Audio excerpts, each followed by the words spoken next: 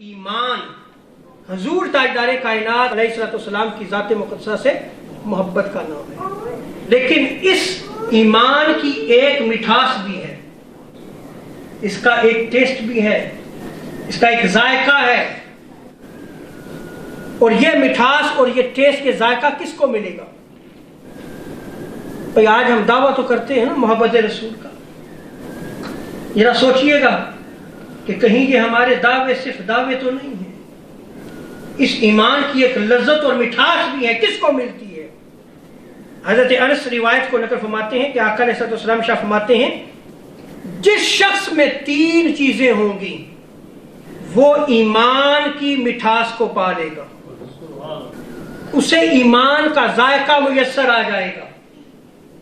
کتنی چیزیں؟ 3 چیزیں جس کے اندر ہوں گی۔ حضور شاہ فرماتے ہیں کہ دنیا کی ہر چیز سے زیادہ محبت اللہ اور اس کے رسول سے ہوگی، پہلی چیز، تب جا کے تو ایمان کی مٹھاس اور ذائقے کو پا لے گا۔ کائنات کی ہر شے سے زیادہ محبت کس کے ساتھ ہو؟ اللہ اور اس کے رسول کے ساتھ ہو۔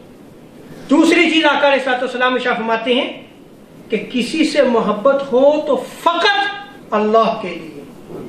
اب یہاں جب کسی سے محبت آیا تو ساری محبتیں اس میں آ گئیں، اپنی اولاد کی محبت بھی، اپنے خاندان کی محبت بھی، اپنی قوم، اپنی نیشن کی محبت بھی، جتنی محبتیں ہیں جب بھی محبت کرے تو کس لیے کرے؟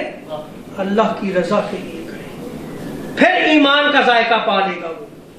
اور تیسری چیز آقا علیہ السلام فرماتے ہیں کہ کفر کی طرف لوٹنا اس طرح ناپسند کرتا ہو جیسے آگ میں گرنے کو ناپسند کرتا ہے۔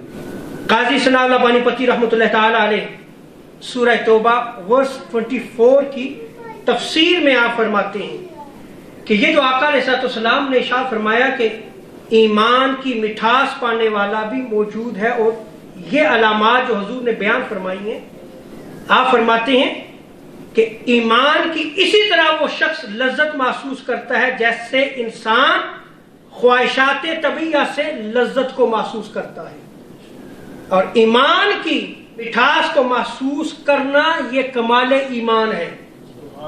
اور یہ کمال ایمان کس کو ملے گا؟ یہ مقام اور یہ مرتبہ اگر کوئی شخص حاصل کرنا چاہتا ہے تو وہ نفوس قدسیہ، پاکیزہ نفوس کی صحبت میں آئے، اولیاء کی مجلس میں جا کے جب بیٹھے گا اس کو یہ لذت ملنا شروع ہو جائے گی۔